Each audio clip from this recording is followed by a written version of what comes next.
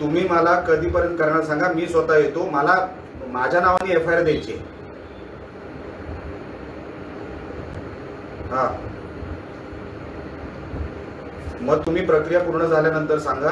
कारण का तुम्ही हे नुसते फ्लाइंग स्क्वॉड रात्री नाही, यांच्या अंगावर पैसे असतात. तुम्ही शोधणार कसे आहे लोकांना? मला नावं माहिती आहेत, मी यादी पाठवतो तुमच्याकडे.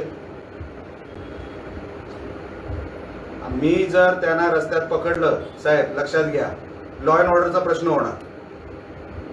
मी आता सोडणार नाही. आज आपण 26 तारखेवर आहोत आणि हे 20-20, 25-25 लाखाच्या बॅगा घेऊन घरात बसलेले आहेत. अजून निवडणुकीला 6 दिवस जायचे. ह्यांना काय धुमाकूळ घालायचं आहे का या मालवणमध्ये? हे कुठलं कल्चर आणतोय आपण? मी माझी दिवस रात्र, आता माझे कार्यकर्ते, माझी मुलं वॉचवर आहेत. एक जरी सापडला मला याच्यातला, मी जागेवर बंदोबस्त करणार. पोलिसांच्या समोर सांगतोय. साहेब, जगताप साहेब, आपल्याला पण आपली गस्त वाढवावी लागेल. ही पद्धत नाही निवडणूक लढवायची. मग उपयोग काय निवडणूक लढवून?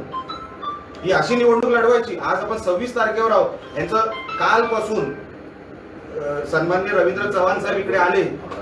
कालपासून, एक मिनिट फोन ठेवा, मी बोलतोय. कालपासून यांची नाटकं चालू झाली. जे मी सांगत होतो ते आज खरं ठरलं.